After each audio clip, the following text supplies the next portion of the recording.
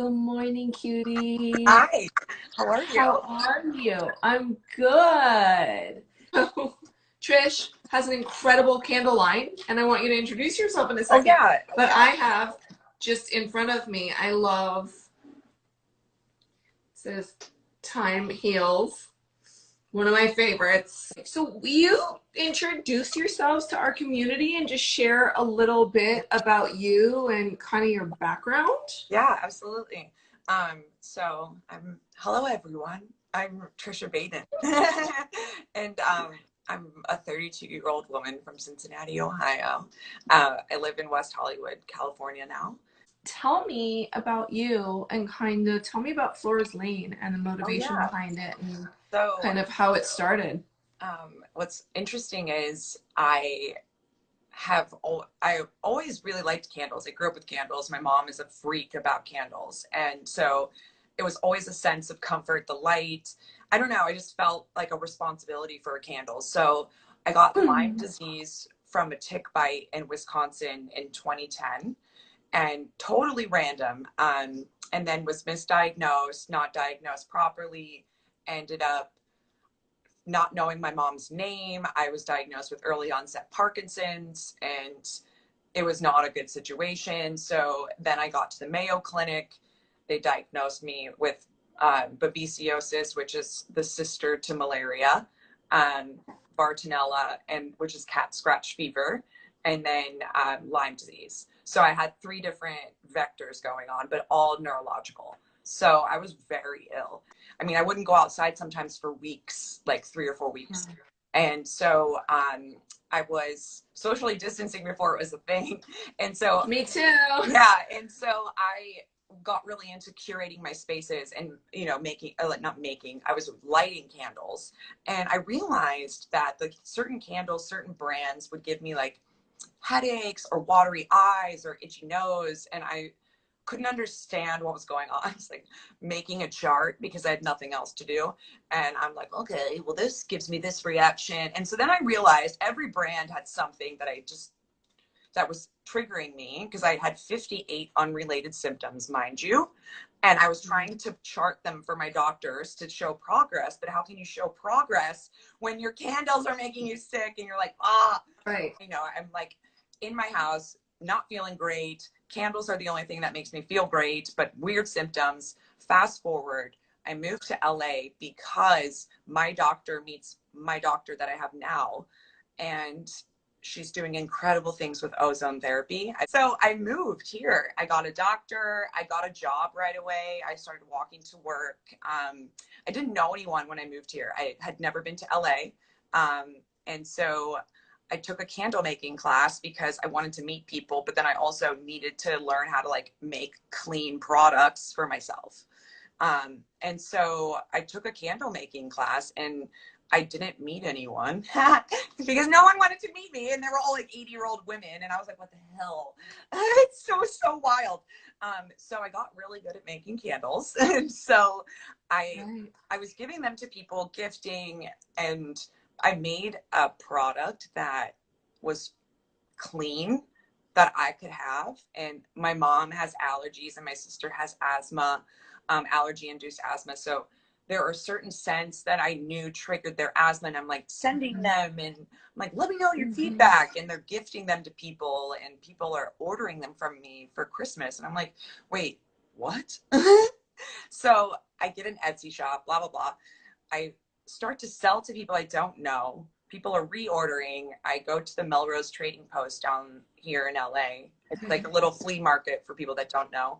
Um, and I'm selling out of candles. And I'm talking mason jars I picked up from Target. And Mm-hmm. and I have a full-time job, by the way. And like, I'm like, what am I doing? I'm going on Sundays and I'm like killing myself to make these mason jar candles. What am I doing? So anyway, fast forward to the brand that I have now. So I realized that one, the marketplace didn't have a clean candle that was offered. Two, I realized that no one was willing to even teach you how to make candles or even talk to you about what they were working with.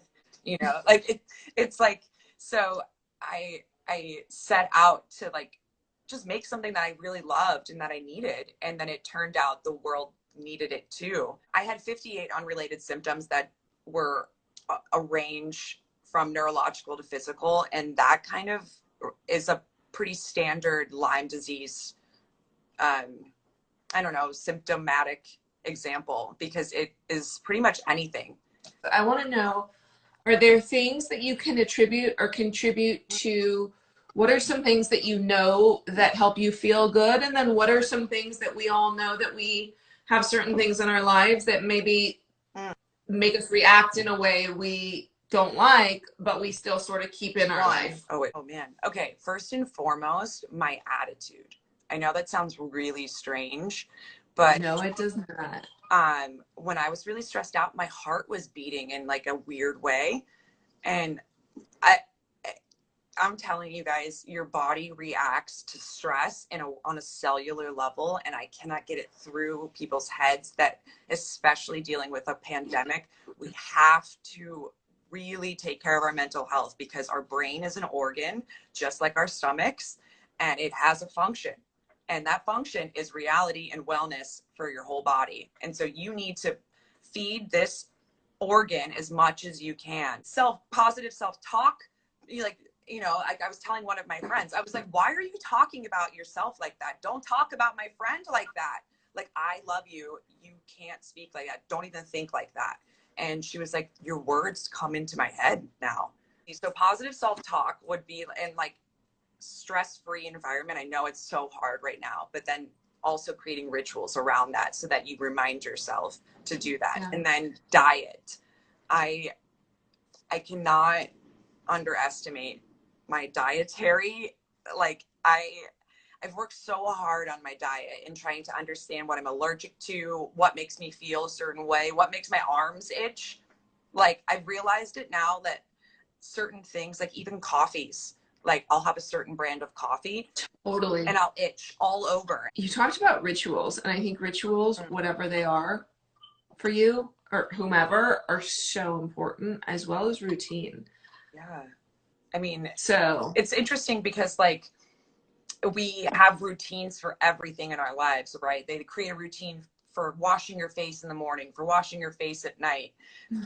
Why don't we create routines around wellness and healthcare? Let's normalize it, because why not? Because we have acne of our brain. It's called depression. I made a candle called Invisible Illness, and it's going to go up on Monday for sale. And one of the quotes, I love that. is just because you can carry the weight doesn't mean it isn't heavy. And that is so true, because we all carry weight, and it's heavy in its own way. And some people choose to share it and some people don't. And it doesn't mean that you're alone. I was going to ask you to share a little bit about either what new candles you have going on. I love the, was it pumpkin spice? Yeah, it's spice of your life. Yes, you just did, to like, you know, Yeah. the fall solstice is here. And I know that, first of all, if anybody wants, Trisha's been super generous to the Shift community. If you use code SHIFT for Flores Lane, you get a discount. And I'm super excited to say that we're going to collaborate on a candle together. Yay. And yes, and some of the proceeds are going to go to lupus research and Lyme research. So we're excited and really proud about that. And then also, I know with us, we're going to do, we're so grateful, a Thanksgiving giveaway starting in the holidays, so everybody can get candles for the holiday season. But tell me what else you have going on in that, you know, I know. I have place of yours. A lot of cool projects cooking up right now with just different artists and singers, and they're going to be debuting in the next couple of weeks. So I know there's one that you're really excited about. And then also, I've been working on our holiday candles, and I'm trying to come up with something witty to name it. And I think I want to do something with hip hop. And again, obviously, I'm a hip hop fanatic, if you haven't noticed, with Figgy Smalls. I was just gonna say, or Plant Daddy. Yeah.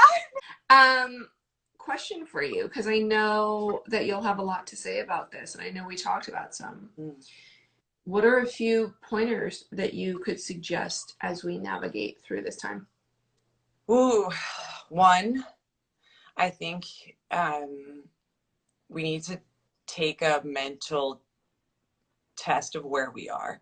Do if it's, and this is how I do it. One, I'll do something tactile like coloring and see what I am doing, and I'll pick up like weird, depressing colors. Or something I've been doing a lot lately is called eraser poetry. And I'll take my old books and I'll grab a Sharpie, and you basically just take a random page full of words, obviously, and you start just blacking out with the Sharpie words that you Oh don't wow, want, and then you leave ones that you want, and you create a poem out of it. I Um, love that. I know. And so That's cool. for me, it's been a really good way to see what words I am including. And I'm like, why am I like looking for dark, depressing words? You don't get to decide what is traumatic to you and what is upsetting to your body. You don't consciously decide that, period. And once you Right. have those tools to put your finger on your own pulse, your mental pulse, that's where you kind of have to start and be like, all right, I'm sad. What makes me happy? Is it going outside and taking a walk? Okay. Let go of the judgments right now. We don't have anywhere to be. We don't have places to go. There's no like weddings happening there, you know. So if you want to take the walk, the extra hour stroll to get some vitamin D, do it. And I mean that. Take a 30-minute nap if it's going to make you happy. Meditate. Totally. Try lucid Totally. dreaming. That's the easiest way I started to meditate, is like try How do falling you asleep. try lucid dreaming? Like I would love to Oh, like okay. really get into my lucid dreams, and I know that it happens once in every like blue moon for me. Oh my But God. talk to me about that. Tell me Okay. about that. So what you can do is like for me, I tried meditating, right? And I can't control the thoughts because that's just None of us can. no. They come and they go. Yeah, and I think it's okay. You have to treat them like clouds, and then some as kites, where some you can pull down and be like, why am I thinking about that? Other ones you just need to like let pass by. I'll go and lay in my bed, turn on my sound machine, which is just like a white noise, and then I'll just try to fall asleep. I will, and I'll just start thinking, and then it'll happen automatically. That space that happens between slumber and waking, where you're, That's so great. and that's where you can stop yourself and you can hang out there, and that's where I'll get a lot of creative peace. One more question that I want to ask you. Yeah. But I want to go, if you want to go into ozone, I would love to go into ozone a bit. Yes. Okay. So, what I did was high dose ozone therapy. So basically, what they did was I went into my doctor's office and they did an IV vacuum where they filled an egg up. I'm hooked up to an IV, and then there's like a little green ozone machine that's just air. It's pumping ozone, O3, and Mm-hmm. the egg. So we're not directly connected, but we're connected through an egg. So the vacuum takes the blood out and fills it with like a pint and a half. The ozone goes in, nurse swirls it, Right. it oxygenates the blood, it gets like bright red. That extra O, that ozone, I don't know if people know, ozone is actually toxic and deadly. Oxygen, I mean, to everything besides us, right? So Right. Yes.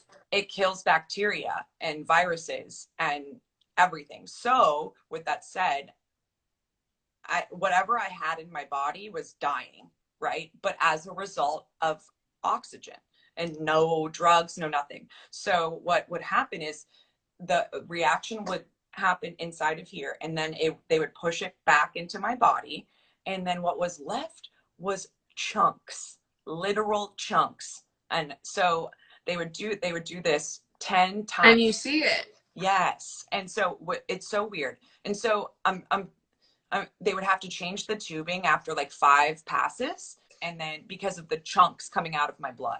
Anyway, I go every day for a month, every day. But what's interesting is the longer I go, the less chunks that are in my blood. Halfway through my first month, every day, I felt this switch happen in my body where I regained control of my homostasis inside. And so then we went from every day down to 3 days a week, then down to 2 days a week, down to 1 day a week. Eventually, no chunks in the blood, by the way. And then now I haven't gone in 2 years and I'm symptom free. I just want to end with one question Yep. and ask that as we shift into this new world in life for all of us, can you leave us with any final words of wisdom? I know everyone's saying it, but take care of yourself. But one thing, do one thing today that you haven't done for yourself. Just think about how it makes you feel. If it makes you feel weird to do something out of the norm, why does it make you feel weird? It's fine. We place weird boundaries on ourselves. Do the weird thing today, please. I love that. And with that, I'm going to go do something weird later. I have some work to do, but this afternoon, I'm going to go do weird and dedicate it to you. Woo! Sweetheart, have the best day. And I just thank you, thank you, thank you. And I'm sure you and I will be in touch super soon. And I loved having you. And Thank you. thank you, sweetheart. Happy Have the Friday. best day.